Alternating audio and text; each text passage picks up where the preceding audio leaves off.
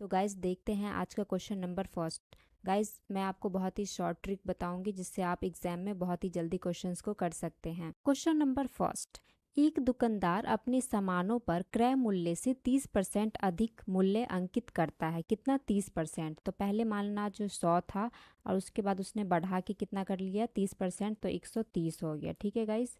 उसके बाद बोल रहा है फिर वह इन सामानों को 35% की छूट पर बेचता है। उसके बाद उसने क्या किया? 35% की छूट दिया है, तो इंटू 35 अपॉन में 100 लिख लेंगे क्योंकि परसेंट बोल रहा है। अब इसको हम सॉल्व कर लेंगे तो कितना हो जाएगा? 0 से 0 कट गया, 5 2 जा 10, 5 7 जा 35, 2 से कट जाएगा ये, 2 6 जा 12, 2 5 जा 10। इनको हम इंटू करेंगे तो कितना हो जाएगा?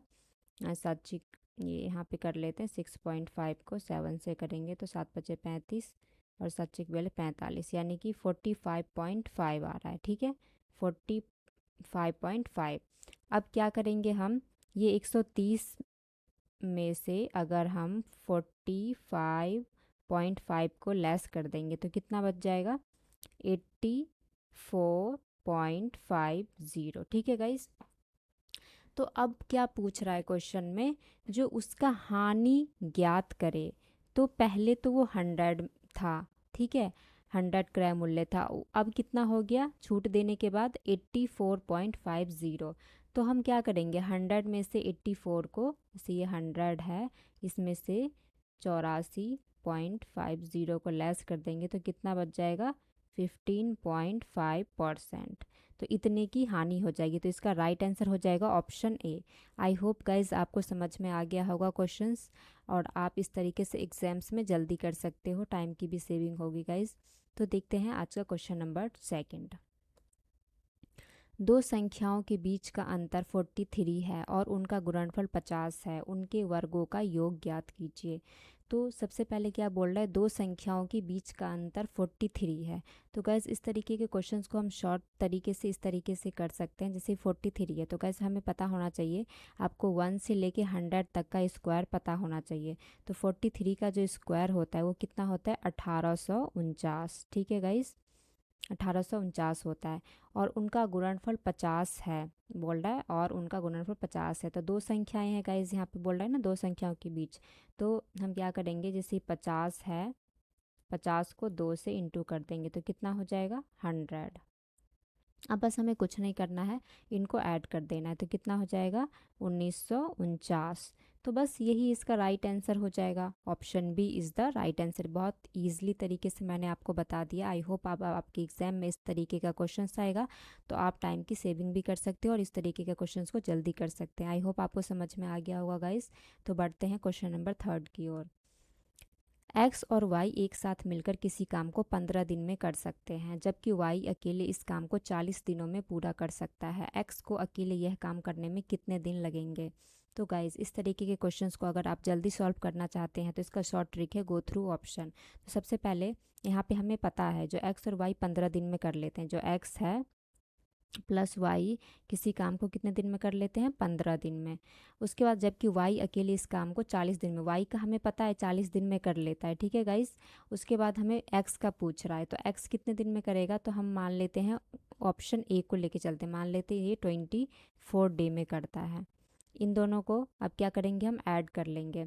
40 और 24 कितना हो जाएगा? 64। अब इसको काट देंगे, 8 8 64 हो जाएगा, 8 पंचे 40, 8 तारीख 24, यानी कि 15 दिन।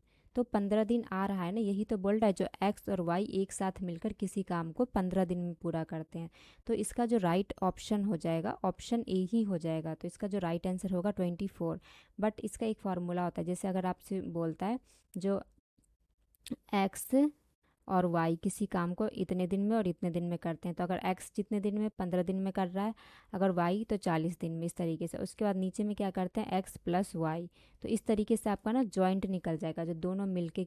जैसे अगर हमें यहाँ पे वाई है, वाई का 40 दिन में, ठीक है, और इसी तरीके से हमें एक्स का भी दिया होता कहीं पे, तो हम क्या करते? एक्स का भी लिख लेते 24। उसके बाद क्या करते? पूछता जो दोनों मिलकर कितने दिन में कार्य करते, तो इन दोनों को हम क्या करते? ऐड कर लेते। अगर किसी एक का पूछता तो हम डिफरेंस ले लेते। ठीक है गाइस। तो यहाँ पे क्या करेंगे? अब हम इसको सॉल्व कर लेंगे तो इसका राइट आंसर आ जाएगा। तो आई होप आपको गाइस समझ आ गया होगा क्वेश्चंस। इस तरीके के क्वेश्चंस को मैं एक वीडियो में आपको और अच्छे तरीके से बता दूंगी, जिससे आप बहुत ईजिली तरीके से कर सकते हैं। तो ये क्वेश्चन आपको आ गया समझ। अब बढ़ते हैं क्वेश्चन नंबर 4 की ओर। सचिन की आय दिलीप की आय से 25% अधिक है। ठीक है, जो सचिन की जो आय है, मानती हैं सचिन है, दिलीप की आय से 25% अधिक है। ठीक है, मान लेते हैं हम जो दिलीप की जो आय है वो 100 है। ठीक है, तो 25% अधिक है तो 125 हो जाएगा, किसका? सचिन का। अब दिलीप की आय सचिन की आय से कितने प्रतिशत कम है, तो ये पूछ रहा है जो कितने प्रतिशत कम है दिलीप की आय। तो ये इसका 100 है और इसका 125 है, तो कितना? 25% कम है। किससे कम है? तो सचिन की आय से कम है। तो सचिन की आय कितना है? 125। बस परसेंट में है तो इंटू 100 कर लेंगे। 25 जा 125 और 5 से 5 2 जा 10 0, यानी कि कितना हो गया? 20% कम है। तो option B is the right answer. I hope आपको समझ आ गया होगा क्वेश्चन। तो बढ़ते हैं नेक्स्ट क्वेश्चन की ओर। सोहन एक प्लॉट को 15% की हानि पर 2,55,000 में बेचता है। कितने? 15% की हानि पर। तो मैंने आपको बोला है जब भी हानि होता है तो हम 100 में से जितने परसेंट की हानि हो रही है उसको लेस कर देते हैं। जैसे ये 100 है, इसमें से 15% की हानि हो रही है तो हम 15 को लेस कर देंगे, तो कितना हो जाएगा गाइस? 85%। ठीक है, तो यही जो 85% है हमारा, वो कितने के बराबर है? 2,55,000। ठीक है गाइस, क्योंकि ये बोल रहा है ना जो यहाँ पे 15% की हानि पर 2,55,000 में बेचता है, तो 10% ये बोल रहा है, जो 10% लाभ कमाने के लिए इस प्लॉट को कितने मूल्य पर बेचना चाहिए था। तो कोई बात नहीं, हम 110% का, जैसे लाभ कमाने के लिए तो हम क्या करेंगे, जैसे ये 100 है, इसमें हम जितना बोल रहा है 10%, 10% को ऐड कर लेंगे तो 110% हो गया। ठीक है, अब बस हम इसको सॉल्व कर लेंगे। 5 1 जा 5, 5 7 जा 35, इसके बाद हो 5 5 जा 25, 5 1 जा 5 0। ठीक है, इस तरीके से हो गया। फिर 17 से काट देंगे, 17 तिया 51, 1 2 3, 11 तिया 33 और 4 जीरो लगा लेंगे क्योंकि 3 जीरो ये और एक ये, तो कितना हो जाएगा? 3,30,000। तो 3,30,000 किस ऑप्शन में है? तो ऑप्शन सी में है। तो ऑप्शन सी जो है इसका राइट आंसर हो जाएगा। आई होप आपको समझ में आ गया होगा अच्छी तरीके से।